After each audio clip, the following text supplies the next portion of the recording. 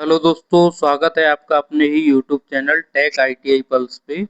तो दोस्तों, आज हम Indian space research organisation Satish Dhawan Antariksh Kendra की 2023 में एग्जाम हुआ था उसकी आंसर की को सॉल्व करेंगे। As it is officially answer key है।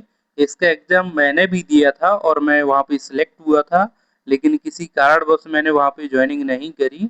तो ये एज इट इज जो ऑफिशियल आंसर की है उसको हम डिस्कस करेंगे। तो दोस्तों, ये आंसर की है। इसका पहला क्वेश्चन पूछा गया था कि 2 वर्ष पहले मेरी उम्र अगर एक्स है तो 5 वर्ष पहले मेरी आयु कितनी थी। तो इसका करेक्ट आंसर होगा कि 2 वर्ष पहले मेरी उम्र अगर एक्स है तो एक्स प्लस 2, ये वर्तमान उम्र इसकी हो जाएगी। जैसे वर्तमान में उम्र मान लीजिए कि पी है, तो 5 वर्ष पहले मेरी उम्र कितनी होनी चाहिए। तो इसमें से -5 कर देंगे तो जो प्रेजेंट की जो आयु है उसकी, तो X plus 2 -5 is equal to present की जो एज है वो निकल के आ जाएगी। तो x-3 इसका करेक्ट आंसर हो जाएगा। तो आगे अगला क्वेश्चन देखते हैं दूसरे नंबर का। इसमें ये देखिए, यहाँ पे दूसरा क्वेश्चन है, which of the following is the type of cylindrical grinding. Cylindrical grinding इनमें से कौन कौन सी हैं। तो ये क्वेश्चन में पूछा गया है। तो ये आपको पता होना चाहिए कि आउटसाइड जो डायमीटर ग्राइंडिंग है वो भी सिलिंड्रिकल ग्राइंडिंग के अंतर्गत आता है। प्लंज ग्राइंडिंग सिलिंड्रिकल ग्राइंडिंग के अंतर्गत आता है। और सेंटरलेस ग्राइंडिंग भी सिलिंड्रिकल ग्राइंडिंग के ही पार्ट हैं। तो इसका all of the above correct answer हो जाएगा। तो ये इसका करेक्ट आंसर हो जाएगा all of the above. D option इसका करेक्ट आंसर था। उसके बाद आगे देखते हैं हम क्वेश्चन नंबर 3। क्वेश्चन नंबर 3 में पूछा है, ये लेथ मशीन का क्वेश्चन है, ये टर्निंग का क्वेश्चन पूछा गया है यहाँ पे। तो ये थोड़ा सा क्वेश्चन प्रैक्टिकली है। ये taper workpiece with length of 300 metre, जो 300 mm का कोई वर्कपीस है जिसपे हमको 200 mm लेंथ तक टेपर काटना है, जिसमें लार्ज डायमीटर वर्कपीस का 60 mm दिया है और स्मॉलर डायमीटर 40 mm दिया है। तो इसमें बोला गया है कि टेल स्टॉक ऑफसेट मेथड से हमको टेपर करना है टेपर इस वर्कपीस में। तो टेल स्टॉक जो ऑफसेट करेंगे उस ऑफसेट की वैल्यू क्या होगी, ये इस क्वेश्चन में बेसिकली पूछा गया है। तो इसका फॉर्मूला होता है ऑफसेट इज इक्वल टू जो डायमीटर जो लार्ज डायमीटर है उसमें से स्मॉल डायमीटर को यहाँ से माइनस करेंगे, divide 2 into total length of workpiece into जितनी लंबाई में हमको टेपर काटना है वो। तो ये वैल्यू हम पुट करेंगे यहाँ पे। तो देखते हैं वैल्यू पुट करके। अगेन हम यहाँ पे इस फॉर्मूले में वैल्यू पुट करेंगे। तो ये जो लार्ज डायमीटर है वो 60 है यहाँ पे, और स्मॉल डायमीटर 40 है। इसको हम यहाँ 2 से डिवाइड करेंगे और यहाँ पे टोटल लेंथ कितनी है 300 मिलीमीटर। इसको 200 मिलीमीटर से भाग देंगे तो यहाँ पे 2 जीरो से 2 जीरो कट जाएगा। उसके बाद यहाँ पे 60 में से 40 घटाएंगे तो यहाँ पे बचेगा वैल्यू 20। 20 को 2 से भाग देंगे तो यहाँ पे 10 बचेगा। 10 को 3 से गुणा करेंगे तो 30 हो जाएगा। 30 को जब 2 से डिवाइड करेंगे तो 15 यहाँ पे जो वैल्यू है ना क्वेश्चन नंबर का ऑप्शन ए, ये करेक्ट हो जाएगा, है ना। तो जो मैंने पहले आपको फॉर्मूला बताया था वो फॉर्मूले में वैल्यू को पुट करेंगे तो एकदम करेक्ट आंसर आपका निकल के आ जाएगा। चलिए अगला क्वेश्चन देखते हैं, क्वेश्चन नंबर 4। इसमें पूछा है कि which organisation successfully test fired the surface to surface BrahMos supersonic missile. तो आपको पता है कि ब्रह्मोस जो सुपरसोनिक मिसाइल है, क्रूज मिसाइल, उसका टेस्ट डीआरडीओ ने किया था। तो उस टाइम पे इसका करेक्ट आंसर डीआरडीओ हो जाता। उसके बाद अगला क्वेश्चन देखते हैं, क्वेश्चन नंबर 5। तो question number 5, melting point of solder use in electrical work. तो दोस्तों जो जनरली सोल्डर यूज होता है उसका जो मेल्टिंग पॉइंट है वो 250 डिग्री सेंटीग्रेड होता है, लेकिन जो इलेक्ट्रिकल वर्क में सोल्डर का यूज हो रहा है उसका जो टेम्परेचर है मेल्टिंग पॉइंट वो 185 डिग्री सेंटीग्रेड हो जाएगा। अलग अलग टाइप के सोल्डर के लिए अलग अलग मेल्टिंग पॉइंट होता है, वो पूरा चार्ट जब हम सोल्डरिंग का चैप्टर पढ़ेंगे मैं वहां पे आपको वन बाई वन करके डिस्कस करूंगा। उसके बाद अगला क्वेश्चन देखते हैं, क्वेश्चन नंबर 6। यहाँ पे क्वेश्चन नंबर 6 में पूछा है a device use for holding the job in position and for guiding the tool. तो दोस्तों आपको पता है कि जो कंपोनेंट, जो डिवाइस वर्कपीस को होल्ड करे और कटिंग टूल है उसको गाइड करे तो उसको क्या बोलते हैं, जिग बोला जाता है।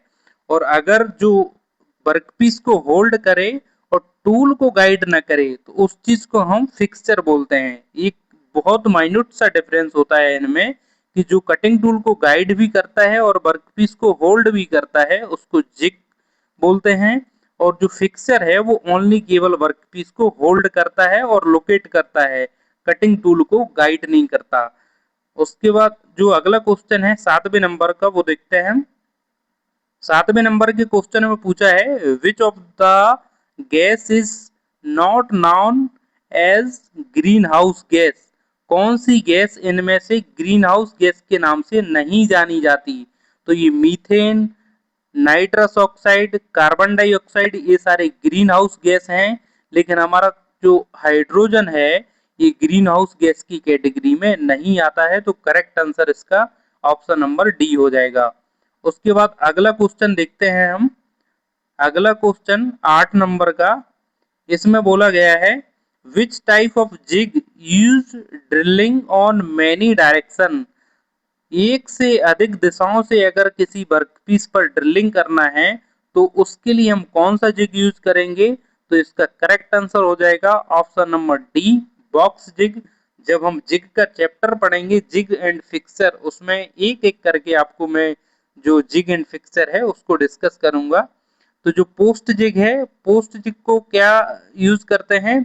तो पोस्ट जिग का यूज जो बोर को लोकेट करने के लिए यूज किया जाता है। तो ये मैं यहाँ पे एक एडिशनल जानकारी आपको देता हूँ।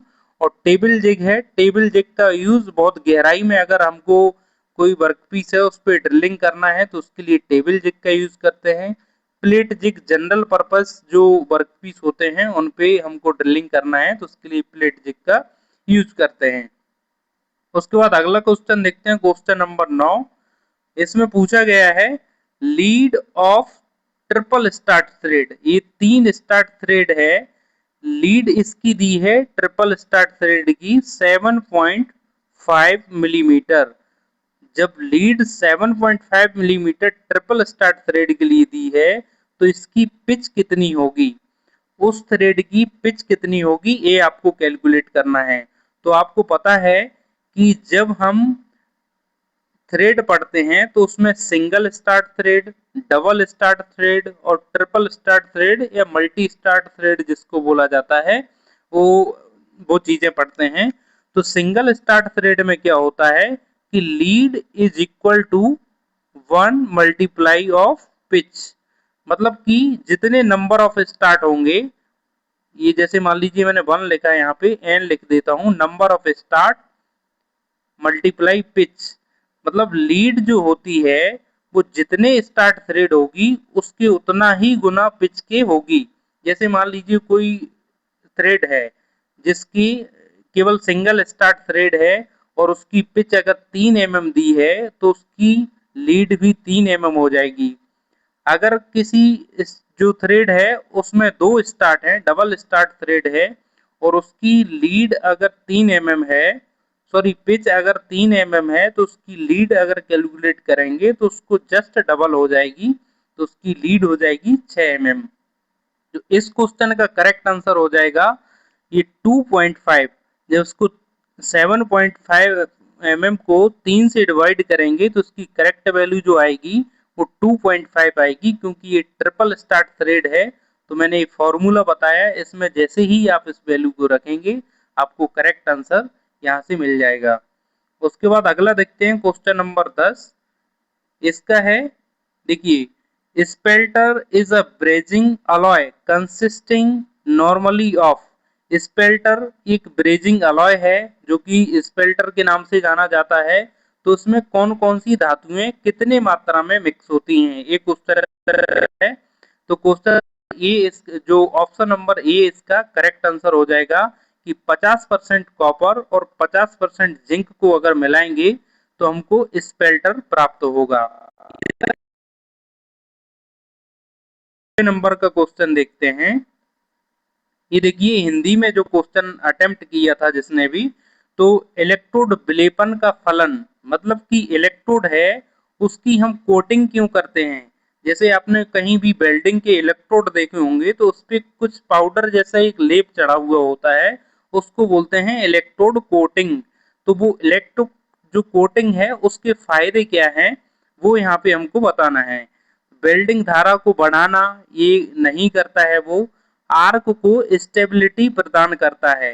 ये बी ऑप्शन एकदम करेक्ट हो जाएगा कि आर्क जो बनती है, जैसे मान लीजिए कोई इलेक्ट्रोड है, इस इलेक्ट्रोड के द्वारा हमको ये वर्कपीस है इस पे आर्क बनानी है।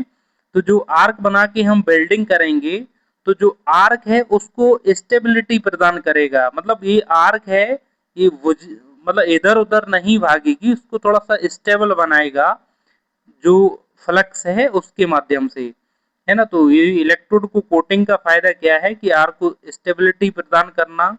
एक और फायदा इसका ये है कि जो मेटल है, जो यहाँ पे जैसे मान लीजिए इलेक्ट्रोड है, ये वर्कपीस है, तो ये इलेक्ट्रोड से वर्कपीस पर जब मेटल डिपॉजिट होती है तो जो मेटल गर्म होती है, तो जो गर्म मटेरियल है उसका ऑक्सीडेशन ना हो जाए उसके लिए एक सील्ड बना लेता है।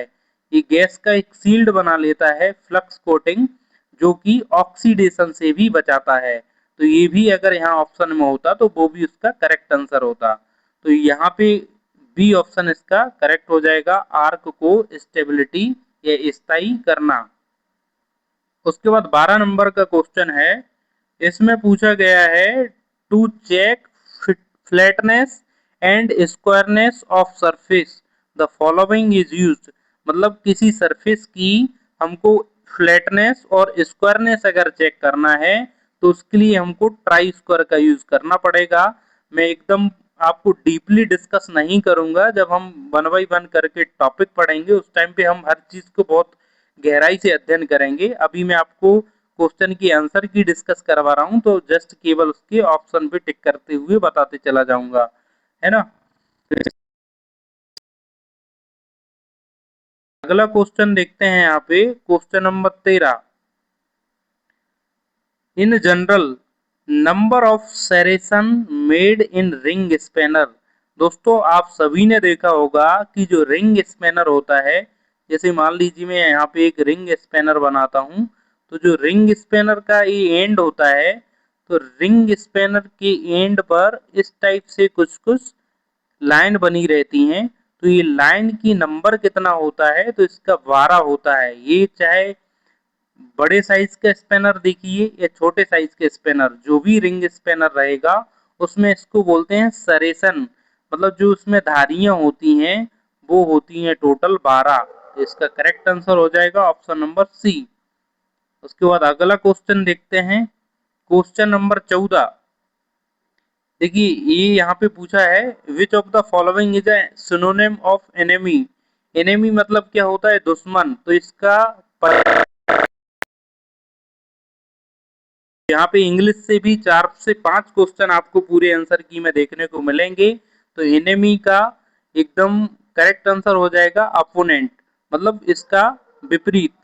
क्योंकि फ्रेंड मतलब क्या होता है, दोस्त। एनेमी दुश्मन का ये अपोजिट दोस्त हो जाएगा, तो दोस्त इसका करेक्ट आंसर होगा नहीं, है ना। इसका करेक्ट आंसर होगा ऑप्शन नंबर वी, अपोनेंट। उसके बाद अगला क्वेश्चन देखते हैं। जो इंग्लिश के यहाँ पे क्वेश्चन पूछे जाएंगे उसमें कुछ नहीं, बस केवल सिनोनिम और एंटोनिम्स, आर्टिकल्स, पर इनसे आपको थोड़ा बहुत इंग्लिश तैयार करना है। जो बेसिक अगर जिसको इंग्लिश की नॉलेज होगी वो आसानी से क्वेश्चन को हल कर लेगा। उसके बाद आगे देखते हैं यहाँ पे,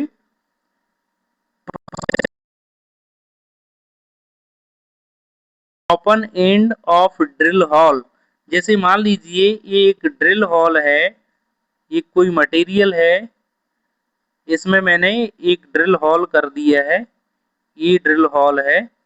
इसके एक एंड पर मैं इसको इस टाइप से कर दूं, थोड़ा सा कोनिकल, कोनिकल अगर इसको कर दूं तो इसको हम बोलते हैं काउंटर सिंकिंग, काउंटर सिंकिंग। और अगर मैं इसको थोड़ी सी गहराई में इसका डायमीटर बढ़ा दूं तो इसको बोलते हैं काउंटर बोरिंग। ये सभी ने ये पढ़ा होगा, ये प्रोसेस जब हम ड्रिलिंग वाला चैप्टर पढ़ते हैं उसमें सारी चीजें डिस्कस करते हैं। उसके बाद अगला क्वेश्चन देखते हैं। ये देखिए अगला क्वेश्चन पूछा गया है कि which one of the following is thermosetting plastic. तो दोस्तों एक होता है थर्मोप्लास्टिक और एक होता है थर्मोसेटिंग प्लास्टिक। तो यहाँ पे आपको कंफ्यूज करता है थर्मोसेटिंग प्लास्टिक और थर्मोप्लास्टिक में, उसके एग्जाम्पल पूछ के। तो दोस्तों ये जो पॉलीएमाइड है ये थर्मोसेटिंग प्लास्टिक का एग्जाम्पल है। बाकी पॉलीस्टाइरीन, पीवीसी जिसको पॉलीविनाइल क्लोराइड बोलते हैं, पॉलीस्टर, ये सब थर्मोप्लास्टिक के उदाहरण हैं। ये थर्मोप्लास्टिक और थर्मोसेटिंग प्लास्टिक में अंतर इतना होता है कि थर्मोसेटिंग प्लास्टिक केवल एक बार ही यूज करने के बाद उसको रिसाइकिल नहीं कर सकते। जैसे मान लीजिए कोई मैंने थर्मोसेटिंग प्लास्टिक से बिजली का एक सॉकेट बना दिया, वो सॉकेट में अगर आग लग गई तो आग लगने के पश्चात वो एकदम से बर्बाद हो जाएगा, उसको हम रीयूज नहीं कर पाएंगे।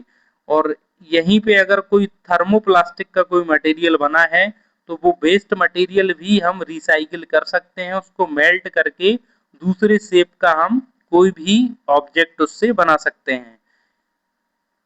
अगला क्वेश्चन देखते हैं, क्वेश्चन नंबर 17।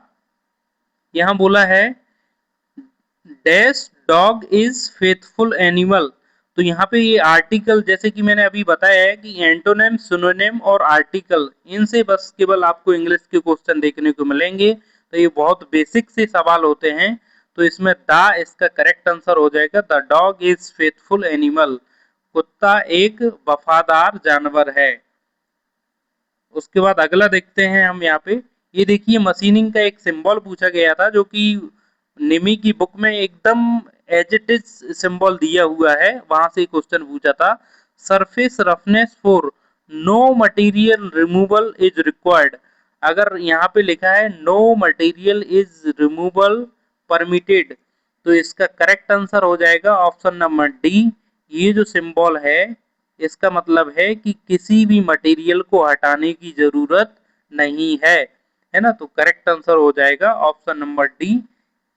उसके बाद अगला क्वेश्चन हम देखते हैं, क्वेश्चन नंबर 19। देखिए ये बी ब्लॉक का, जैसे कि मैंने आपको अभी रिसेंटली एक वीडियो अपलोड करा है उसमें बी ब्लॉक पढ़ाया है, तो उसमें मैंने एकदम डिजिग्नेशन को बड़े क्लियरली आपको समझाया है कि आईएस नंबर है, इसको बहुत अच्छे से आपको याद रखना है। तो यहाँ पे बोला है एज पर वीआईएस, वीआईएस का फुल फॉर्म आपको याद रखना है bureau of Indian standard, the designation for V block for matching pair.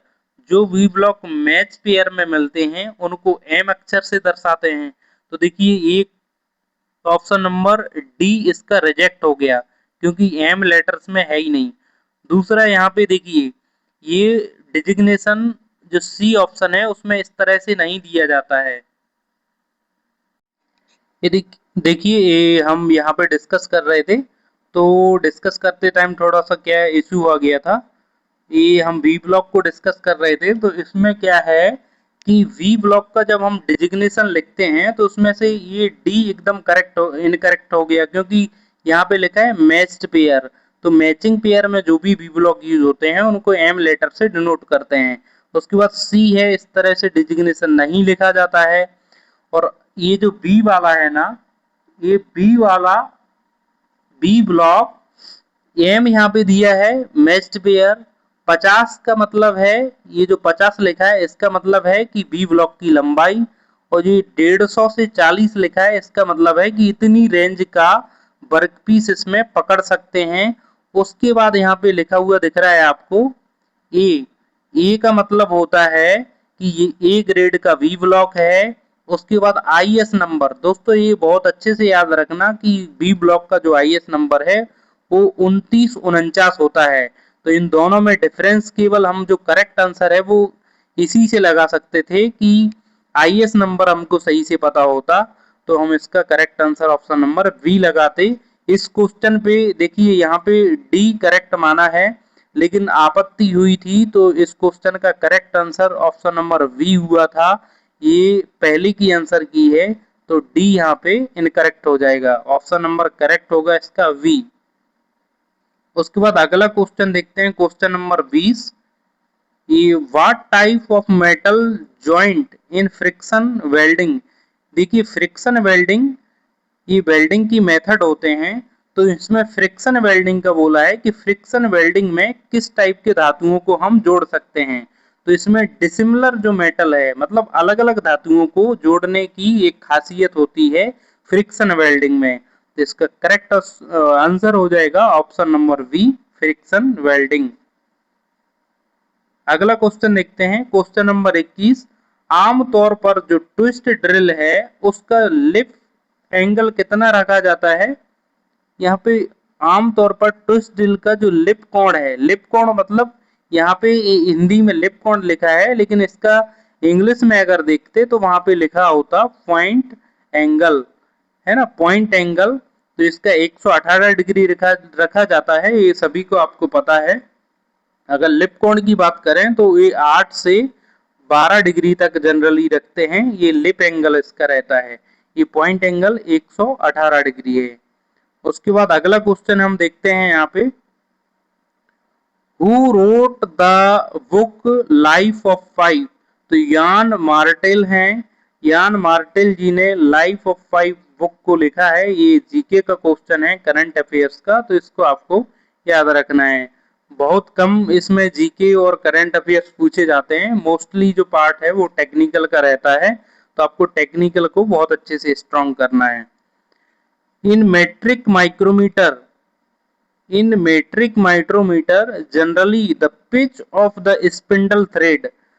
जो माइक्रोमीटर होता है उसमें स्पिंडल होता है, जब हम माइक्रोमीटर की इमेज को देखेंगे तो उसमें एक स्पिंडल होता है। तो उस स्पिंडल पर ये कुछ भाग प्लेन होता है और पिछले सिरे पे इस पे थ्रेड बने हुए होते हैं, है ना। तो जो थ्रेड है ना उसकी पिच कितनी होती है, तो जो मेट्रिक माइक्रोमीटर है उसके स्पिंडल के थ्रेड की पिच 0.5 mm रखी जाती है। अगर यही ब्रिटिश में पूछा होता तो इसका आंसर होता 1/40 इंच, ये ब्रिटिश माइक्रोमीटर की पिच होती है। उसके बाद अगला क्वेश्चन देखते हैं यहाँ पे 24 नंबर का। इसमें पूछा गया है, in a hydraulic lift handle cylinder has piston diameter of 2 centimetre and lifting cylinder has piston diameter of 6 centimetre. The mechanical advantage of this hydraulic lift.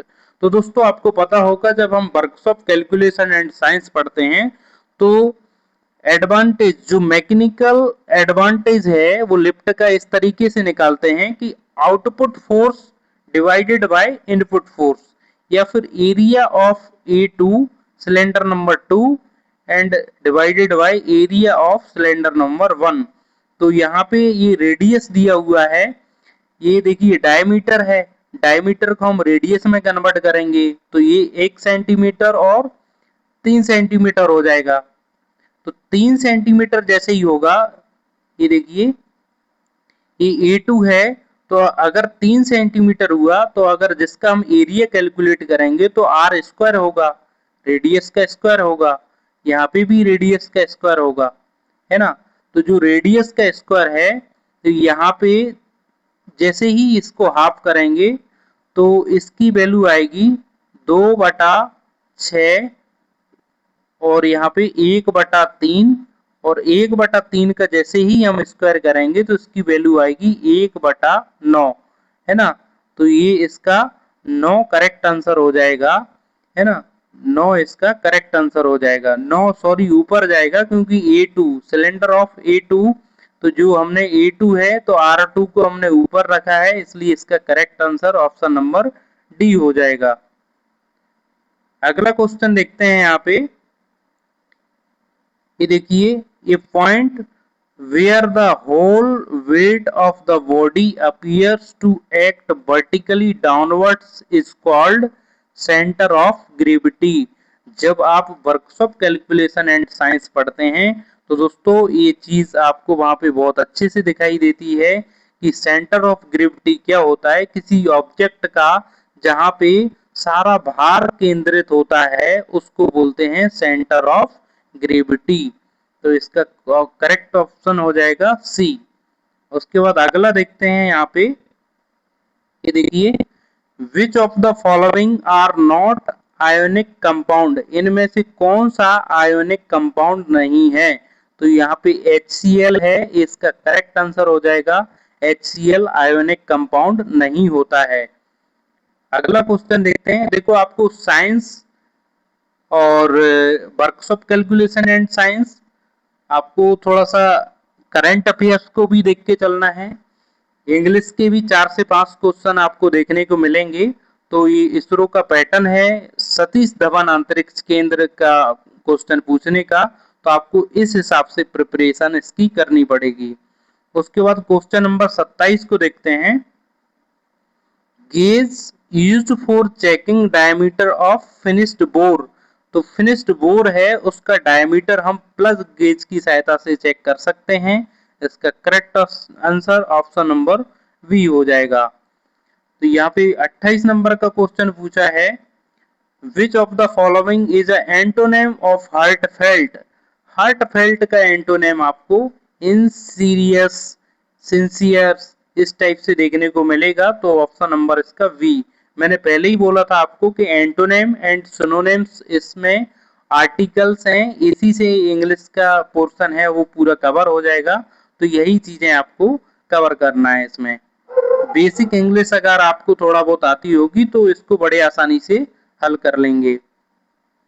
उसके बाद अगला देखते हैं, एज पर ISO मतलब इसका फुल फॉर्म कई बार पूछा गया है। ISO international organisation for standardisation. देखिए दोस्तों, इंटरनेशनल स्टैंडर्डाइजेशन फॉर ऑर्गेनाइजेशन नहीं है, इसका करेक्ट जो आंसर होता है इंटरनेशनल ऑर्गेनाइजेशन फॉर स्टैंडर्डाइजेशन। तो स्टैंडर्डाइजेशन है, ये लास्ट में आता है, इस चीज का ध्यान रखना है। कई बार ये क्वेश्चन पूछा गया है कि ISO का फुल फॉर्म क्या होता है, तो कई बच्चे इस क्वेश्चन को गलत करके आते हैं, है ना। तो इसको क्वेश्चन को देखते हैं हम पहले।